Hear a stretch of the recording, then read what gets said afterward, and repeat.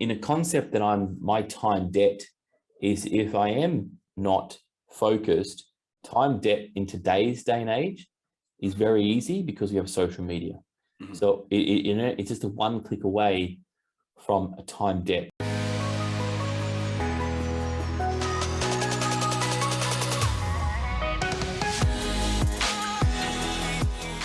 Hey everybody, and welcome to the Hustle and Muscle podcast with Richard and Rizz.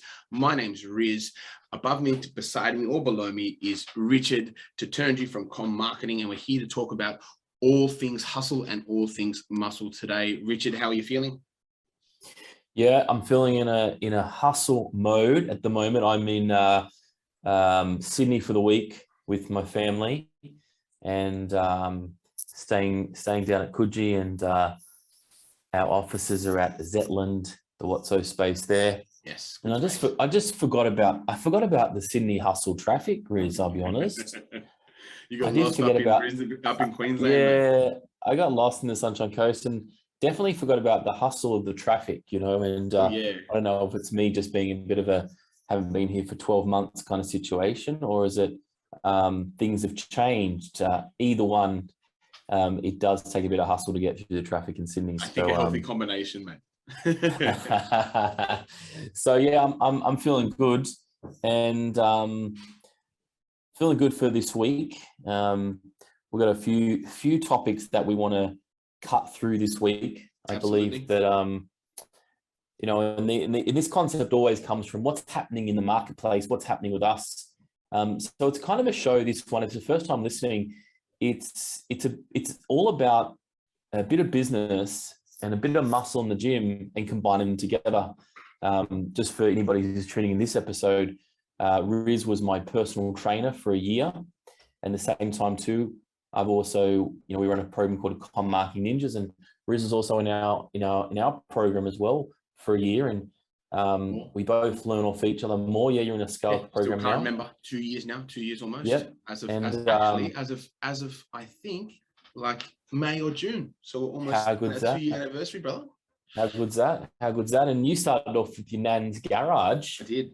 All in your nan's garage, and progressed to a 24/7 gym, and then said, hey, I'm out of here, and opened my own space up. So yeah, mate. We talk about that in the show. We talk about the progression of what's happening there, and then we also talk about what's happening on my side. We work with hundreds of fitness business owners, from personal trainers to studio owners to gyms, and I'm able to see what's happening in the marketplace in regards to leads, inquiries, and business frustrations. And that's what we talk about in the Hustle Muscle Show.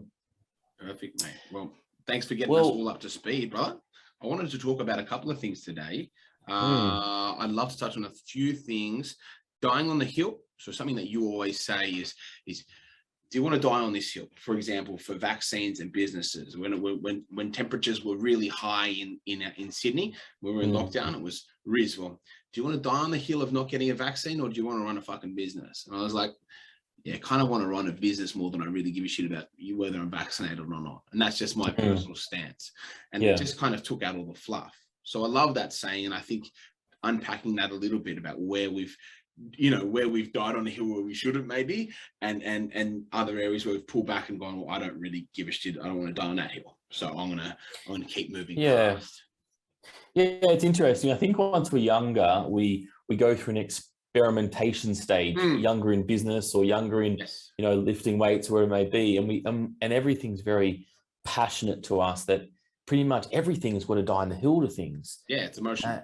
It is emotional, yeah. So it's more of an emotional thing, and just on that, I just recently saw. I went to the Easter show just 2 days ago, and unfortunately, I just saw the news that some young kids, 17, stabbed each other, and 17, they're fighting over postcodes, and I go, wow, if they were 27 or 37, I doubt they would have died on that hill. And I didn't mean to take that out of context, by the way. Of course. Not a laugh with respect, obviously. With respect, but at the end of the day, these are serious things dying on the hill. If it's a fight with a mate, if it's a fight with a family, if it's a fight with a client, if it's a fight about vaccine, there's so many different hills we can die on, right? Literally, anywhere you go, you can die on the hill. And when we unpack this, I guess where I got this from was that, you know, I argued about a lot of things back in the day, like always arguing, even with like, you know, family, always argue with family. And then all of a sudden there was something that really turned my attention to, I don't know where I got this from, but something turned my attention and say, is it even worth this argument? Because I'm working on bigger and better things. And you can't work on that if you're in the weeds, if you're stuck in just the tiny details. And then, okay, you're going to argue your point against somebody else, and then one of you are going to win. Yes. Whoever wins, the other person's going to say, well, that guy made me feel really bad, or that girl made me feel really bad. Was it really worth it?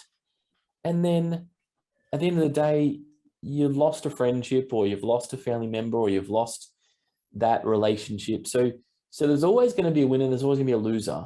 And the question is it worth it? And something to really think about as we go through our business.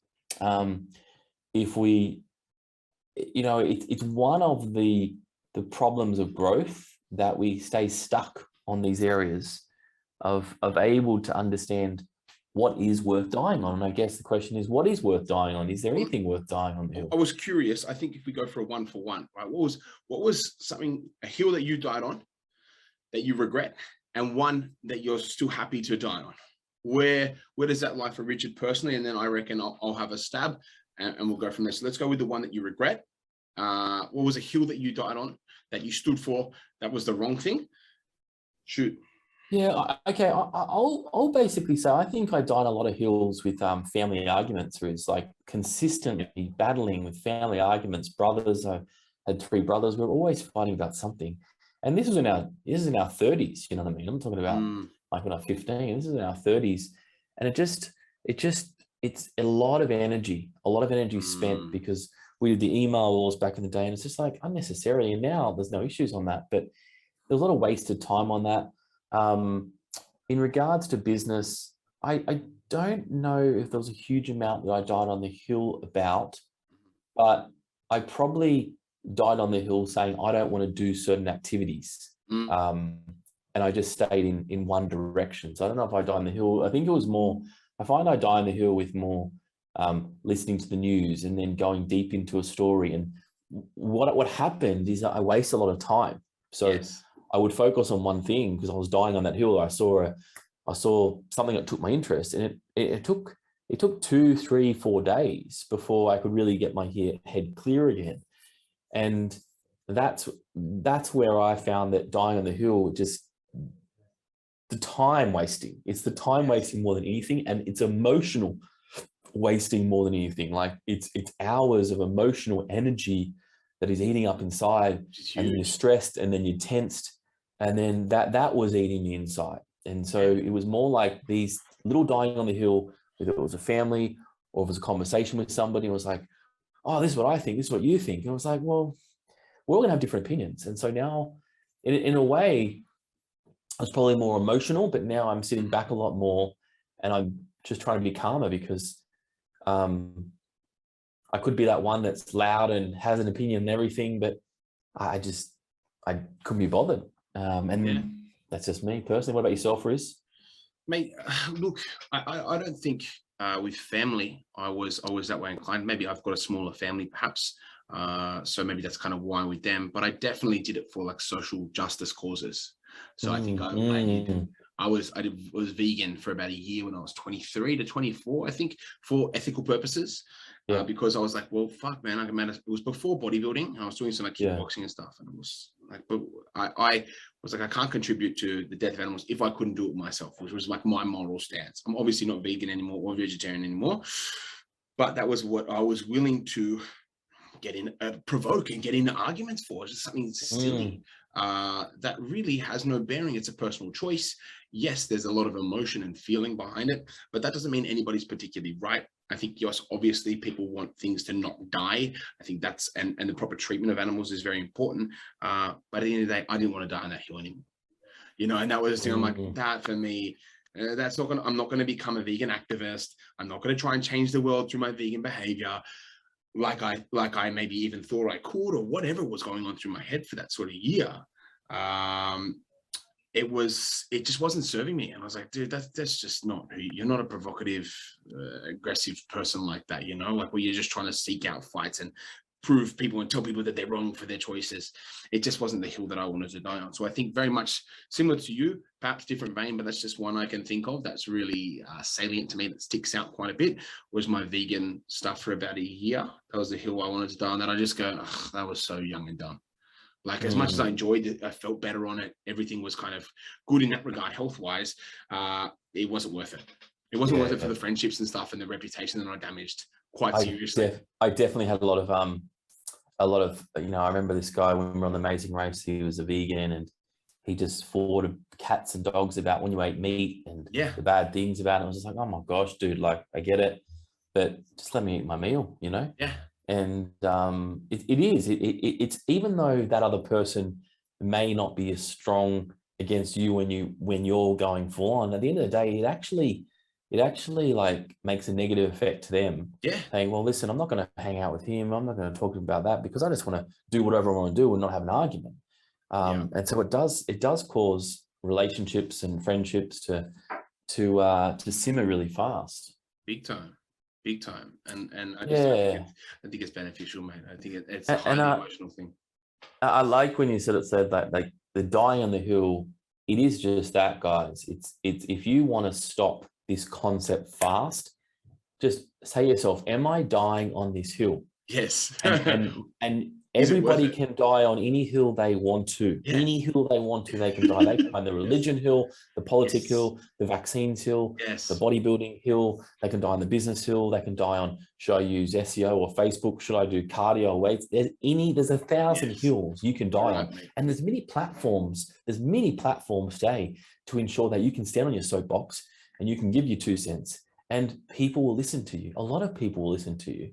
But at the end of the day, it's your choice how much time, energy, focus that takes away from what your real purpose is. And maybe when we're younger, we don't have that real purpose. We're just trying to find our feet, figure things out. But I guess it is a hack that if you're in a position and you're going, hey, I'm just sick of this place, just cut the hills out. Less hills, more flow. Right. And I suppose then to that same point, what's something that you still hold very dearly, and that is the hill that you are willing to die on? You know, what is that for you at this moment? What is your higher belief? That for me personally, it's helping all Australians and every human in the world educate and empower themselves through education about health and fitness, through tracking calories, through understanding how to integrate a healthy lifestyle. I'm willing to die on that hill. That's one that I'm going, you know what, that's my life purpose, is to educate, inspire, and empower people to take their health into their own hands in a way that's very simple. What is it for you? Well, it's a great question. And I was just saying to Joey this morning, I said, I've got three webinars today, and I was sort of counting up how many webinars and events that I've spoken at this year alone. And I'm trying to calculate the last 10 years. And I've been harping on the same thing for the last 10 years, Riz, and it's about brand, it's about marketing, it's about a small business owner, an independent owner a lot of the time, people that struggle with growing their business, and then they're struggling to get to the next level. I'm willing to die on that hill, and specifically in the health and fitness and wellness field. And the reason why I'm passionate about that than other industries is because I think this industry has the biggest effect with health and longevity and calmness and clarity. And we do that through empowering fitness professionals to run a business, not a hobby. Because we know when they run a business, we have lifelong, we can impact more people, basically. It's always been that way for me. How do we impact more people to be healthier and happier? I don't know where that comes from. But at the end of the day, I think it deeply comes from, when I was in the States looking at this, I wrote a kid's health book 10 years ago called Please Mum Don't Supersize Me. And I stopped working on cruise ships after 2 years, even though, they wanted me back and it was a great time. At the end of the day, I stopped because I was writing a book, and that was the hill that I was willing to die on. Today, it's the same thing. I'm not at the front line like yourself, but where we work in the back line to make sure guys like yourself can actually be in that front line. So I'm willing to die on that hill. That's the hill I'm willing to die on, stay on that hill. Yeah. And, you know, and when you think about this, Riz, when you think about this, if you choose your hills and we choose our hills, there's only few people that get to the top of the hill, because along the way, they're going to decide, you know what, that hill looks a little bit nicer. I'll go that hill, or I'll go that hill. Yeah. And so once we know, and it's like the why concept, once you know your why, once you know your hill, then everything is easier to stop arguing about. Yes. And we just focus on what actually matters. Yes. And so that's the reason why, you know, we'll continue doing what we're doing. That's the reason why we'll continue fighting. That's the reason why you continue waking up in the day and saying, you know what? Oh, we had a bad day yesterday. We had a shower. We're ready to go again today. That's why I keep waking up at 4:30 in the morning, ready to go with enthusiasm to train my clients. Morning, everybody. Let's rock and roll. Every single morning. That's it. That's it. It's funny. It's the simplify to amplify scenario, right? Knowing your why on knowing what hill to die on is simplifying your life so you can move faster and move further quicker. I mean, it's just, I 100%, mate. It really. And I think the next book is Dying on the Hill. I mean, I love it. You know, it's very deep here, this conversation. Yeah, so it has to be, mate. I think we'll do some more of these conversations, because I honestly think that this is the biggest problem where the lack of growth comes. It's where humans and our psychology really can defeat us or empower us. Our own psychology, we're taught to detect problems, to find hills for our own safety. But now we live in an age of, especially if you're watching this podcast, we live in an age of abundance. It might not feel like that. And trust me, I've not felt like that on particular days. But we live in a land of abundance. If you're lucky enough to live in America, Australia, UK, whatever, in heavily supported countries where you probably won't have to go without a meal if you look well enough, and shelter if you have no money. But like now, we don't have to really look for any danger. We're quite supported, quite healthy and safe. So we can find one particular hill. And that's all that matters. And our life can be geared purely towards that hill. Whereas before, well, shit, we probably had to worry about a few more hills.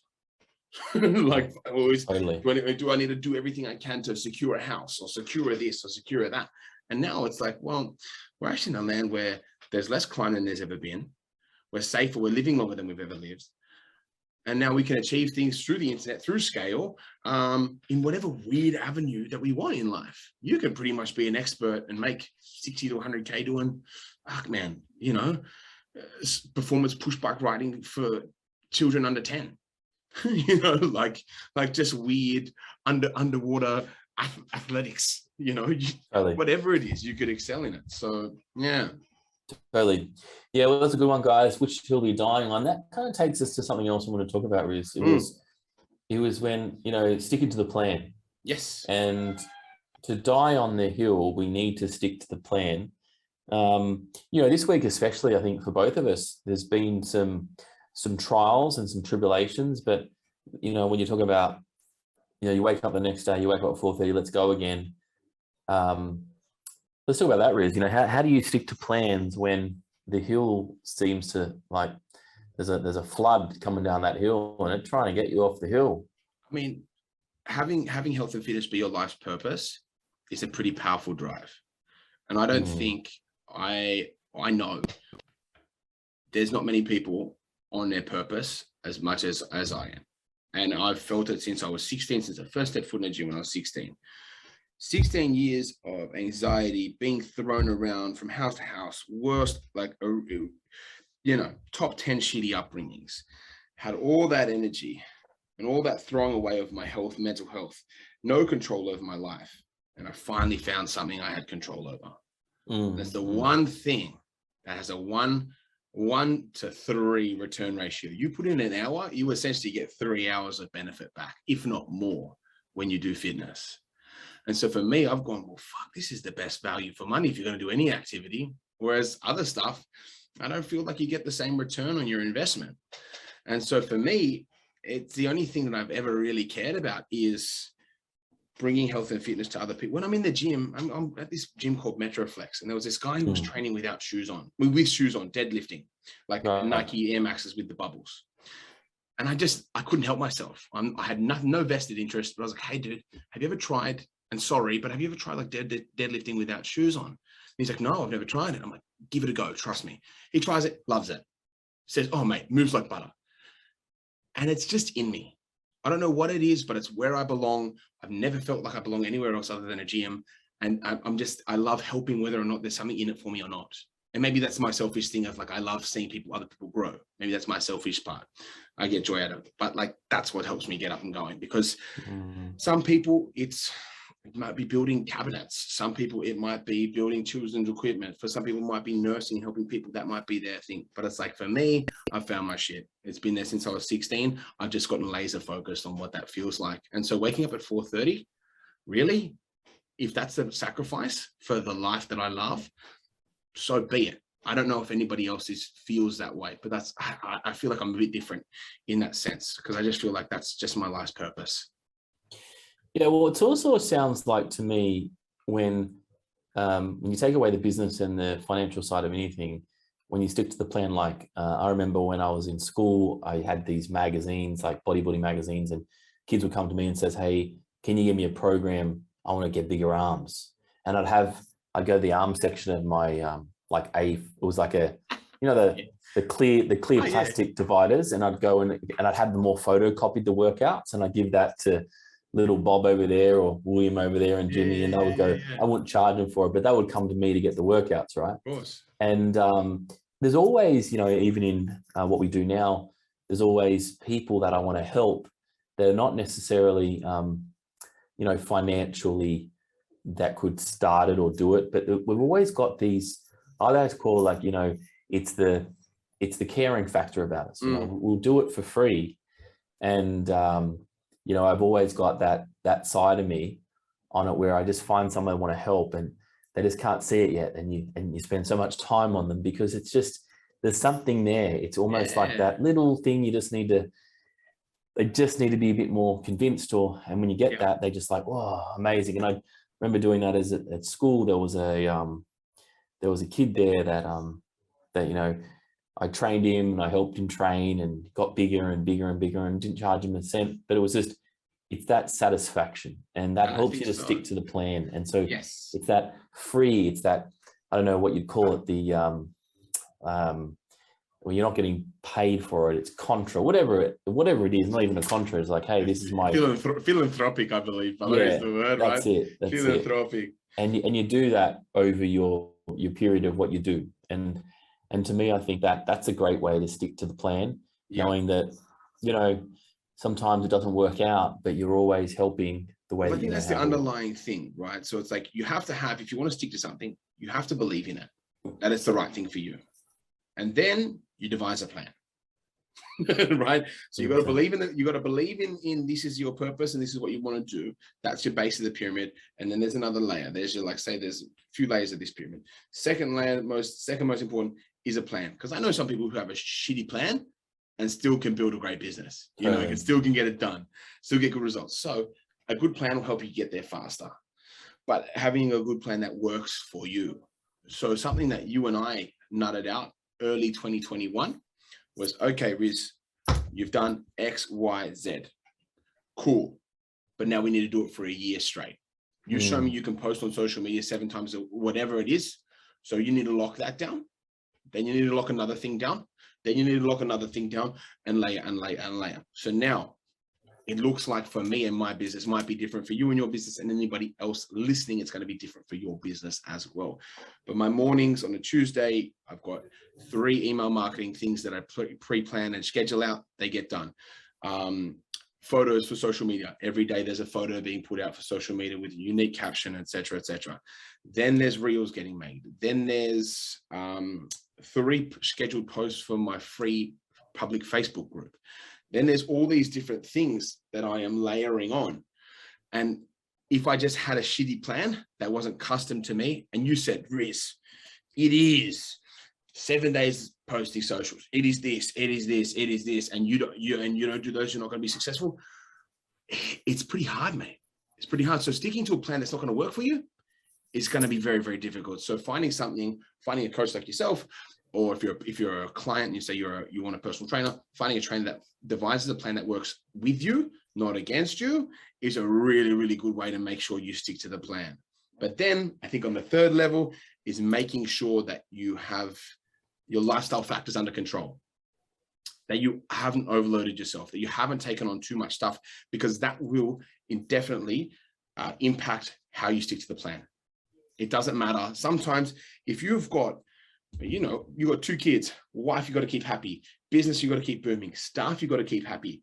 And then a later family, if you even add maybe 2 or 3 more things, one of those things is going to come crumbling down. Whether or not you like it, you're just going to go, fuck, I'm not going to train today. Fuck it, it's too much. It's too much. Or you go, I'm not going to eat healthy today. It's too much. It's too much. So we're not going to stick to the plan because we've overloaded. And so I think that's sort of a good way of making sure we stick to the plan. Having a clear vision of what we want. Making sure we've got a good plan and how to execute it that's custom tailored to us. Then making sure our lifestyle factors can facilitate it, and we get good at saying no to the things that aren't important and yes to the things that are important, like what it is at the bottom, which is dying on our hill. That's our vision, our dying on the hill. And then we build out a structure and a foundation from that. I believe that is the best way to stick to the plan. Oh, totally. And then it sort of carried on to the last topic we want to talk about today, which is the time debt versus the time asset. Yes. Choosing what you put your time to, which you just mentioned there, time debt versus time asset. Yep. You know, time debt. What's something for you? What's a time debt for you and time asset for you that you've created for yourself? Yeah, time debt is interesting. I've tried a lot of different ways, like, hey, start getting into the work first early in the morning when there's no distraction. Then the other thing is like, I want to train first so I feel good. And I always go between the two of them. But if in a concept that my time debt is if I am not focused, time debt in today's day and age is very easy because we have social media. Mm-hmm. So it's just a one click away from a time debt where that can take you down a path for 2 minutes, or it could take you down a path for 2 days, or it could take you a path for 2 years, depending if you get hooked on following the same characters. And I say characters as in a friend or an acquaintance or a colleague or somebody you don't even know around the world, and you get hooked on that. That's a time debt. I've certainly been in the time debt zone. Yeah, what was the time debt for you? So people can get a bit of a grip on what we actually go through. Yeah, so a time debt would be following somebody, and I've done this multiple times, following some people I don't know too much, and then people I do know on social media. Mm-hmm. And it's almost like that 1 minute that you see what they're posting about, it's just a 20 seconds, but it actually goes deeper than that. And then it will change the way that you decide to do your business or not.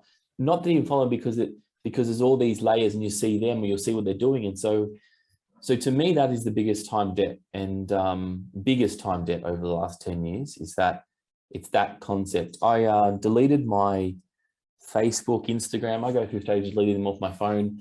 So I just don't have any distractions at all. And that works well, but sometimes it's just like they can be on the phone and I won't check them. And we're all in the business of online marketing, every single one of us, right?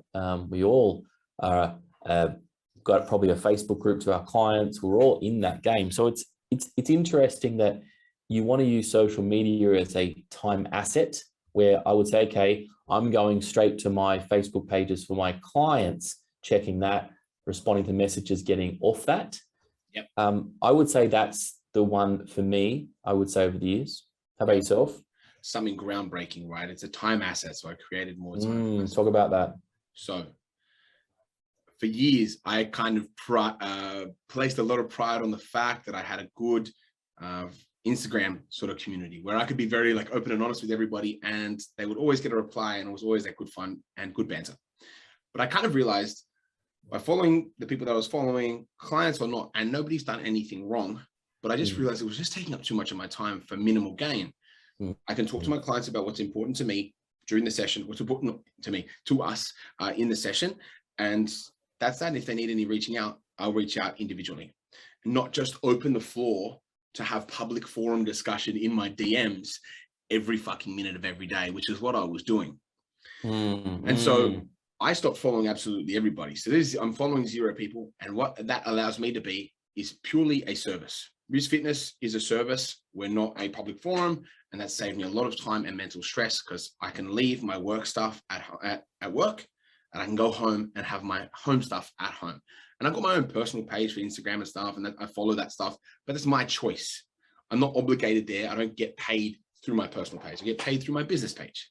So I'm not obliged to reply necessarily on my personal stuff, and I can say what I want, etc. Anyway, but what I was thinking of, that's giving me a time asset, right? So what I was thinking of, now, if we look in a straight line at something, let's say we've all got 24 hours in a day or 16 hours in a day, Rich. Yeah. And if we take on 1 minute of somebody's post that we don't want, well, it creates a little wave along our timeline of the day. So our day's going straight, there's a 1 minute wave, and there's a 5 minute wave. I've illustrated it here.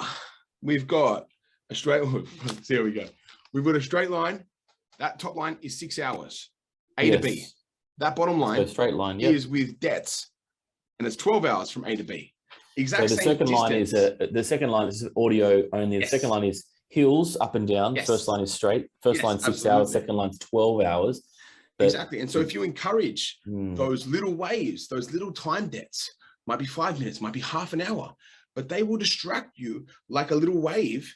Imagine dropping a rock in a pond. That'll disrupt the water, and so you might get distracted for half an hour, something like that. And it's not worth it day to day to let that sort of stuff into your life. You could take the same time, you take 6 hours and be super productive, or take 12 hours and be just as productive. I know what I'm going to do. I'm going to do the smarter, not harder variation.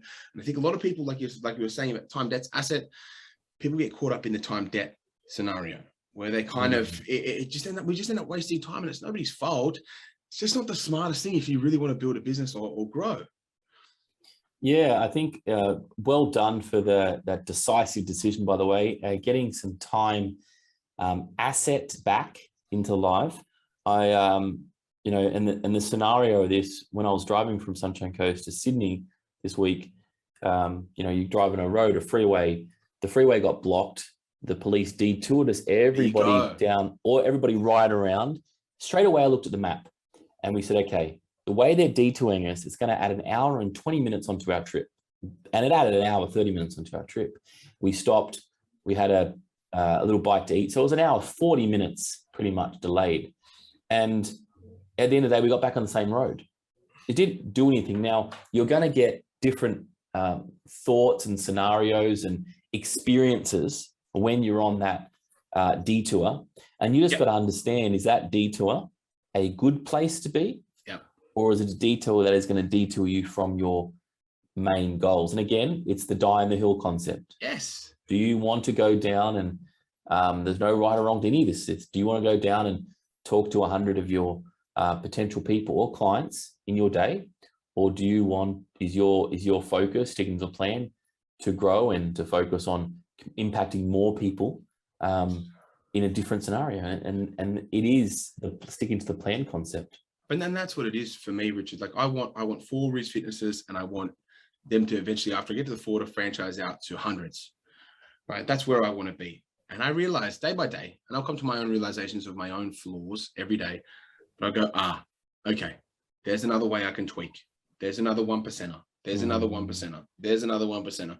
How I can get my time back and my efficiency back in a way that gives me a lot of abundance, purpose, and joy in my day, but also allows me to get the things done that I need to get done.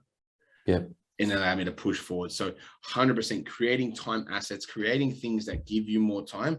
So for me, a time asset was getting rid of all the people that I follow, so I'm not chasing up people for no reason or watching stories aimlessly. And a time debt is posting stories that I get more engagement on that just might be whatever, that aren't really adding to the general sense of what my services are about.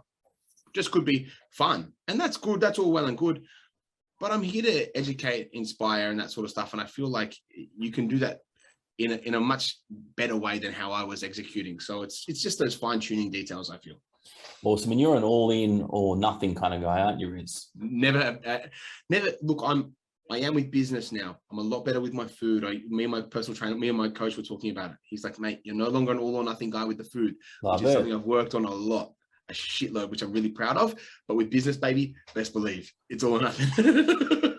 Awesome. And team, I think the social media conversation here, this is letting down the line. I just think, like anything, try it out and give it a go. Delete it off your phone for a day, a week, whatever you want to do, and just give it a go and try out to see this extra time you have. Were you able to achieve more? And what happens generally, and I think you experience this too, when you get your first trainer, you rang me up and said, hey, I've got all this extra time. What the hell am I going to do with it? And I said, yeah, you'll find your flavor in a second, but you got to allow yourself to say, okay, I've got all this extra time. You may not realize you've got the extra time because all you've done, you've just, found a time debt somewhere else. Like you probably clean your car or your desk. And once you do all that shit, you're going to find the time asset that you now have.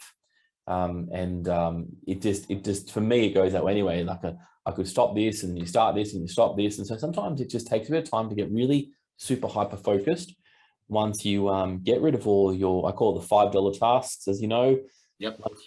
Once you do your things you need to do, or undo your dishwasher, or clean your floor, or clean your car, or do anything that sucks that time out. And it's interesting, we, like you're saying before, we're human beings that just, to a degree, want to be distracted.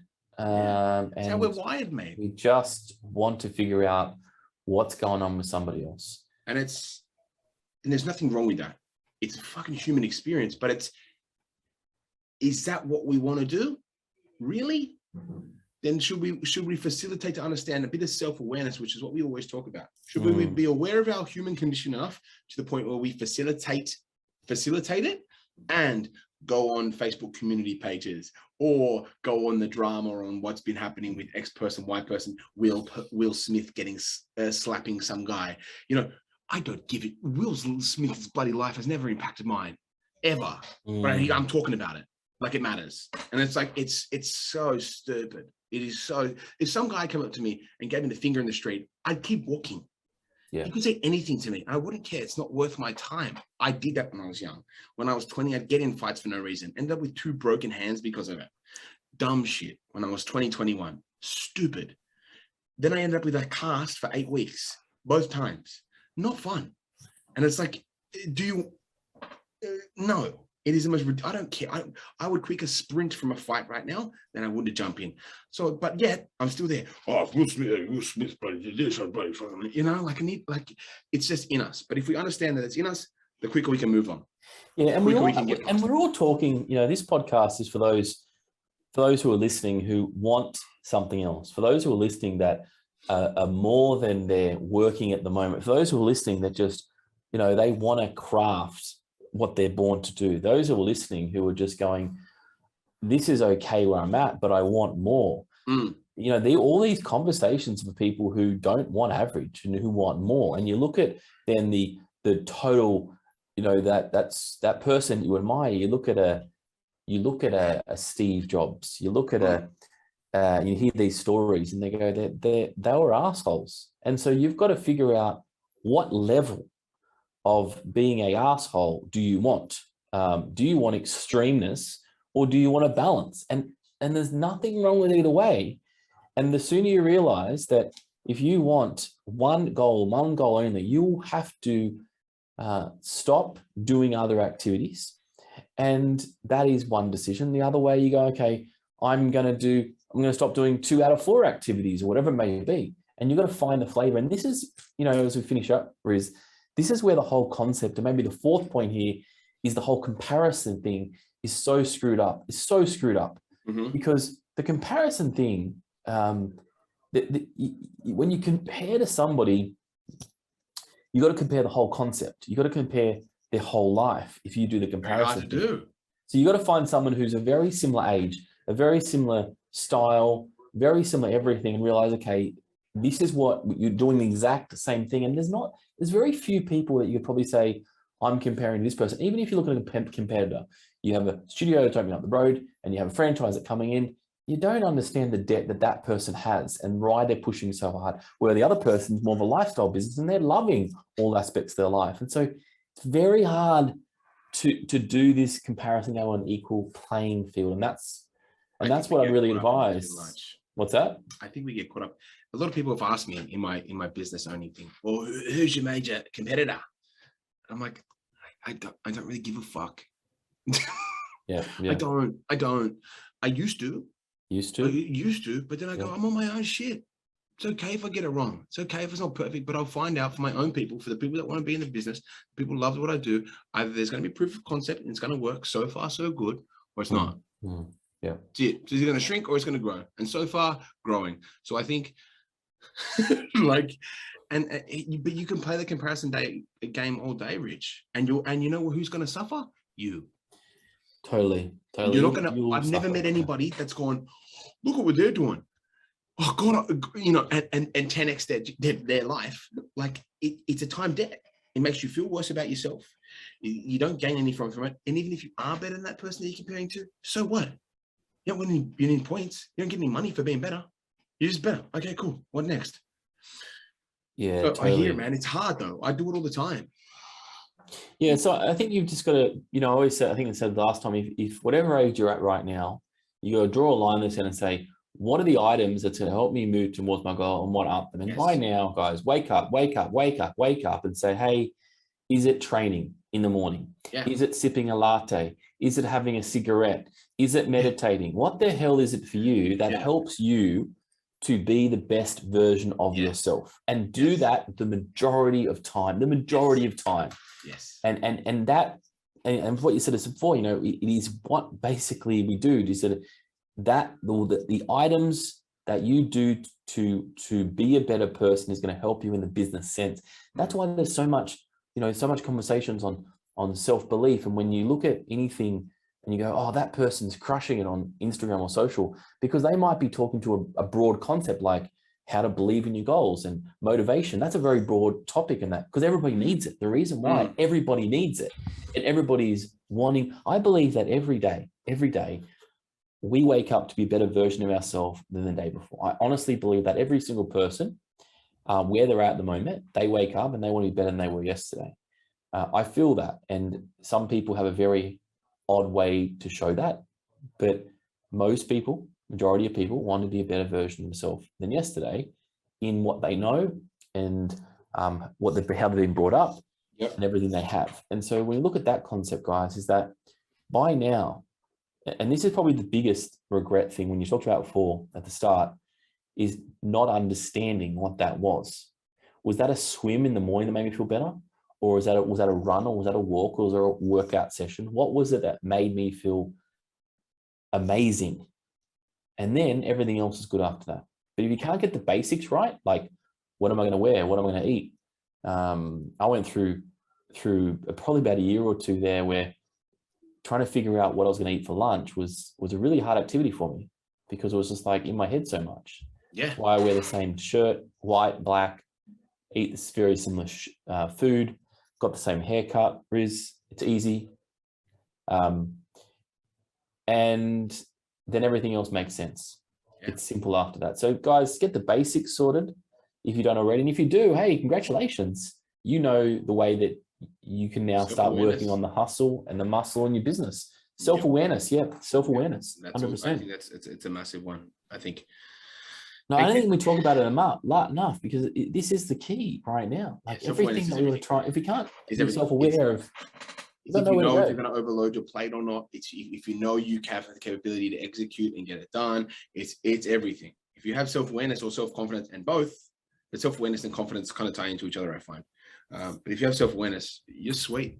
And it's actual self-awareness. It's like, how do I emotionally react in this situation? For me, let's say when I was trying to get sober, and Jeff always says this, he goes, mate, spend enough time in a fucking a barbershop, you're going to get a haircut. It's like, spend enough time in a pub, you're going to have a drink.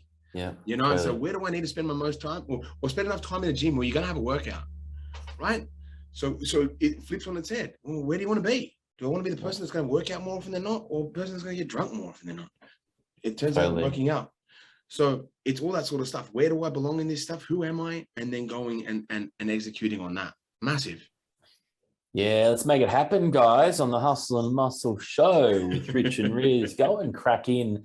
Go and figure out where your self-awareness is. I mean, self-awareness is probably one of the most underutilized items that you can do to grow your business. 100%. Again, you should know what it is by now. And if you don't, just write a bloody list and say, this is what I think it is, and then test it out.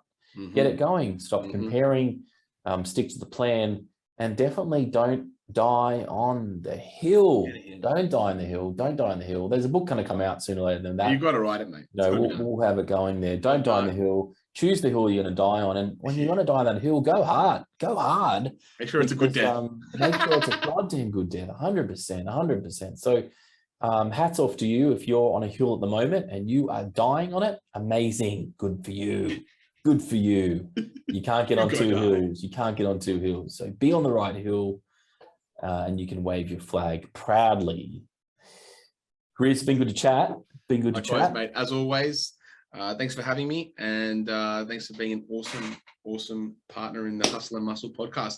Thanks, guys. If you want to find me, it's Rizz Fitness everywhere, rizzfitness.com.au online, Instagram, Rizz Fitness, Facebook, etc. I have a new podcast out called the Protein Bites podcast. If you're interested in that, it's available, I think, on Spotify, Anchor, but have a look on my Instagram. You should be able to find it. Yeah, and definitely listen to episode 1. Episode 1, Protein Bites. You talk about what the whole title's about, and that's very interesting. So definitely listen to episode 1, why the title of that is. It was hilarious.